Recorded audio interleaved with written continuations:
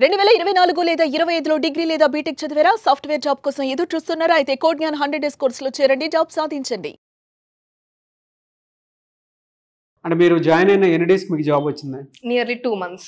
2 months లో job crack చేశారు. Package ఎంత మీది? సాలరీ 5.5. ఎన్ని డేస్ లో జాబ్ వచ్చింది? మీరు ఇక్కడ 2 months. 2 months లో జాబ్ వచ్చింది. ప్యాకేజ్ ఎంత మీది? 3.5. ఇక్కడ జాయిన్ అయిన వాళ్ళ పర్పస్ ఏంటంటే they to get placed. So అది ఇక్కడ almost everyone is getting placed. So ఇంకా దానికన్నా ఇంకేం కావాలి ఇక్కడ జాయిన్ అవ్వాలి. ఇలా నిజంగానే కోడ్ జ్ఞాన్లో 100 days ప్రోగ్రామ్ ఫినిష్ చేస్తే జాబ్ క్రాక్ చేసేంత అవకాశం ఉంటుందా? మీరంత కాన్ఫిడెంట్గా ఎలా చెప్పగలుగుతున్నారు? ఓ రకంగా స్పెక్యులేషన్స్కి మనమే కారణమేమండి. ఎందుకంటే కొంతమంది స్టూడెంట్స్ 1 month లో ప్లేస్ అయ్యారు, 2 months లో ప్లేస్ అయ్యారు, 1.5 year ప్లేస్ అయిన వాళ్ళు ఉన్నారు. సో ఇన్ని డిఫరెంట్ వీడియోస్ చూసినప్పుడు నిజంగా 100 days లో కంప్లీట్ చేయగలుగుతామా అన్నది స్టూడెంట్స్ కైనా లేకపోతే పేరెంట్స్ కైనా డైలమా ఉంటుంది. సో అసలు మన ప్రొసీజర్ ఏంటి, 100 days లో ఏం చేస్తాం అన్నది ఇప్పుడు క్లారిటీ ఇద్దాం.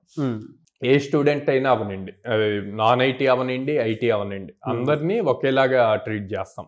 సో కంప్లీట్ day 1 నుంచి బేసిక్స్ మీద ఎక్కువ ఫోకస్ చేస్తాం అన్నమాట. ఎందుకంటే ఫౌండేషన్ స్ట్రాంగ్గా ఉంటేనే వాళ్ళు అడ్వాన్స్డ్ లెవెల్ నేర్చుకోవటం ఈజీ అవుతుంది. సో అందుకని మాకు ఈ 100 days ప్రోగ్రామ్ డివైడ్ అవుతుందండి. మీరు ఫస్ట్ మనకి 3 ఉంటాయి, లైక్ 3 verticals ఉంటాయి. Programming language, front end technology and communication skills, aptitude reasoning. So వీటిని ప్రాపర్గా డివైడ్ అవుతుంది. ఎలా డివైడ్ అవుతుంది అంటే ప్రోగ్రామింగ్ లాంగ్వేజెస్ 60 daysలో ఫౌండేషన్ స్ట్రాంగ్ అవ్వాలి. సో దాంట్లో ఏం చేస్తాము అంటే day 1 to day 30 ఫస్ట్ 30 daysలో బోత్ ఫ్రంట్ ఎండ్ అవనండి, బ్యాక్ ఎండ్ అవనండి, ఈ రెండింటికి కూడా బేసిక్స్ స్ట్రాంగ్ అయ్యి చిన్న చిన్న లాజిక్స్ అన్ని వాళ్ళ ఓన్గా రాసేట్లు ప్రిపేర్ చేస్తాం, బిల్డ్ చేస్తాం. అండ్ దాంతోపాటు real time scenarios, for suppose మొబైల్లో అలారం సెట్ చేస్తాము, అట్లాగే ఈమెయిల్ పంపిస్తాము, వాట్సాప్లో మెసేజెస్ పంపిస్తాం, ఇన్స్టాగ్రామ్లో మెసేజెస్ పంపిస్తాం అండ్ రీల్స్ అవి చూస్తాం. అండ్ చాలా మంది వాళ్ళకి రీల్స్ అవి నచ్చితే అవి ఎలా డౌన్లోడ్ చేసుకోవాలి అని ఇట్లాగా చూస్తూ ఉంటారు. సో ఇట్లాంటివన్నీ కూడా వితౌట్ ఆ మొబైల్ యూజ్ చేయకుండా, యాప్స్ ఓపెన్ చేయకుండా కోడింగ్లో ఎలాగా చేయొచ్చు అన్నది నేర్పిస్తాం. సో అప్పుడేంది, రియల్ టైం వాళ్ళు డైలీ చేస్తున్న వాటినే కోడింగ్లో చేసేసరికి ఆ లాజిక్స్ ఈజీగా అర్థమవుతాయి అండ్ ఇంట్రెస్ట్ క్రియేట్ అవుతుంది. సో ఇంట్రెస్ట్ క్రియేట్ అయినప్పుడు ఆటోమేటిక్గా నెక్స్ట్ లెవెల్, అంటే అప్పుడు వరకు ఒక లెవెల్ వరకు వాళ్ళు కష్టపడుతుంది, ఇంకొంచెం కష్టపడటానికి వాళ్ళకే ఇంట్రెస్ట్ క్రియేట్ అయ్యి ఫోకస్ చేస్తారనమాట. సో ఆ లెవెల్లో ఫస్ట్ 30 days చాలా స్ట్రాంగ్గా ఫౌండేషన్స్ ఎంత ఈజీగా, అంటే డిఫరెంట్ మైండ్ సెట్స్ ఉంటారు. క్లాస్ రూమ్లో ఉండే 50 members-లో కొంతమంది ఒక్కసారి చెప్పంగానే గ్రాప్ చేసేసుకుంటారు, ఇంకొంతమందికి 2 times చెప్పాలి, కొంతమందికి 3 times చెప్పాలి. సో అందుకనే లైక్ అందరికీ అర్థమయ్యేట్లు క్లాస్ రూమ్లో ఒక లెవెల్ చెప్తారు, మళ్ళీ 2 hours ప్రాక్టీస్ సెషన్ ఉంటుంది. ఆ ప్రాక్టీస్ సెషన్లో క్లాస్ రూమ్లో ఏదైతే చెప్పారో వాటిని మళ్ళీ మల్టిపుల్ ఎగ్జాంపుల్స్తో ప్రాక్టీస్ చేపిస్తారు. అప్పుడు ఆ ఫౌండేషన్ స్ట్రాంగ్ అవటం అన్నది ఈజీ అవుతుంది. నెక్స్ట్ 31 to 60 days, ఈ 30 daysలో ఏవైతే ఫౌండేషన్స్ నేర్చుకున్నారో 31 to 60 daysలో నేర్చుకునే టాపిక్స్ మీద ఒక మినీ ప్రాజెక్ట్ బిల్డ్ చేస్తారు. For suppose both Python or Java తీసుకుంటే కనుక రెండిట్లోనూ ఊప్స్ కాన్సెప్ట్ ఉంటుంది. అసలు ఒక సాఫ్ట్వేర్ డెవలపర్కి ఊప్స్ కాన్సెప్ట్స్ అన్నవి చాలా ఇంపార్టెంట్. సో ఈ ఊప్స్ కాన్సెప్ట్స్ మీద, ఆబ్జెక్ట్ ఓరియంటెడ్ ప్రోగ్రామింగ్, వీటి మీద ఒక ప్రాజెక్ట్ చేపిస్తారు.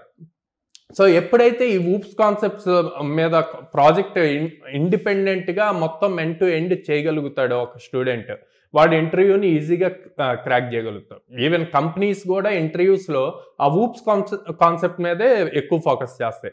అందుకే ఎవరైనా పేరెంట్స్ కానీ స్టూడెంట్స్ కానీ సార్ మాకు వస్తుందో రాదో అన్న భయంతో ఉంటే నేను ఎప్పుడు వాళ్ళతో మాట్లాడినా చెప్పేది ఏంటంటే ఫస్ట్ 60 days ఇంపార్టెంట్. ఆ 60 days మీరు డీవియేట్ అవ్వకుండా స్ట్రాంగ్ ఫౌండేషన్స్ నేర్చుకోండి, చెప్పిన కాన్సెప్ట్స్ చెప్పినట్టు ప్రాక్టీస్ చేయండి. తర్వాత ఆటోమేటిక్గా 3-4 interviews-కి వెళ్తే మీకు ఆ భయం పోతుంది, ఈజీగా జాబ్ క్రాక్ చేస్తారు అన్నది చెప్తాను అన్నమాట. ఎప్పుడైతే 60 days కంప్లీట్ అయ్యి ఆ ఊప్స్ కాన్సెప్ట్ మీద ప్రాజెక్ట్ అవి కంప్లీట్ అవుతాయో ఇమీడియట్గా వాళ్ళ రెజ్యూమ్లో బీటెక్లో కానీ డిగ్రీలో కానీ చేసిన ఫైనల్ ఇయర్ ప్రాజెక్ట్స్ ఉంటాయండి. మనకందరికీ తెలుసు ఆ ఫైనల్ ఇయర్ ప్రాజెక్ట్స్ అన్నీ కూడా బయట నుంచి పర్చేస్ చేసి తీసుకురావటము కానీ, లైక్ పేరెంట్స్ని వీళ్ళు ఫైనల్ ఇయర్లో అమ్మ మేము నానా ప్రాజెక్ట్స్ పర్చేస్ పెట్టాలి, సో దానికి 5,000 పే చేయాలి, 10,000 పే చేయాలి, ఇట్లా మనీ తీసుకొని ఉంటారు. ఆల్మోస్ట్ అన్ని కాలేజెస్ అలాగే జరుగుతుంది, most of the colleges. So ఆ ప్రాజెక్ట్ వాళ్ళ సొంతగా బిల్డ్ చేసింది కాకపోవటం వల్ల ఇంటర్వ్యూలో అదే ప్రాజెక్ట్ పెట్టి పంపిస్తే ఇంటర్వ్యూర్ ఎప్పుడూ కూడా రెజ్యూమ్లో ఏమైతే మెన్షన్ చేశారో వాటి మీద ఎక్కువ క్వశ్చన్స్ అడుగుతారు. సో ఆ క్వశ్చన్స్ అడిగినప్పుడు వీళ్ళు చెప్పలేకపోతారు, అది నెగిటివ్ అవుతుంది. అందుకని మనం 60 daysలో ఏదైతే ప్రాజెక్ట్ చేపిస్తామో దాన్ని రీప్లేస్ చేపిస్తాం రెజ్యూమ్లో. సో అలా రెజ్యూమ్లో రీప్లేస్ చేయటం వల్ల వీళ్ళకి జాబ్ ఆపర్చునిటీ వచ్చి ఇంటర్వ్యూకి వెళ్తే అక్కడ వాళ్ళు అడిగిన క్వశ్చన్స్ని ఈజీగా కాన్ఫిడెంట్గా ఆన్సర్ చెప్పగలుగుతారు. ఎందుకు కాన్ఫిడెన్స్ వస్తుంది? వాళ్ళంతా టాల్లే చేశారు కాబట్టి, ప్రతి లైన్ వాళ్ళే రాశారు కాబట్టి ఆ కాన్ఫిడెన్స్ లెవెల్స్ డిఫరెంట్ ఉంటాయి. Thanks to Codegnan. Thank you Codegnan. Thank you Codegnan. Thank you, Codeman. Thank you, Codeman. Thank you, Codeman.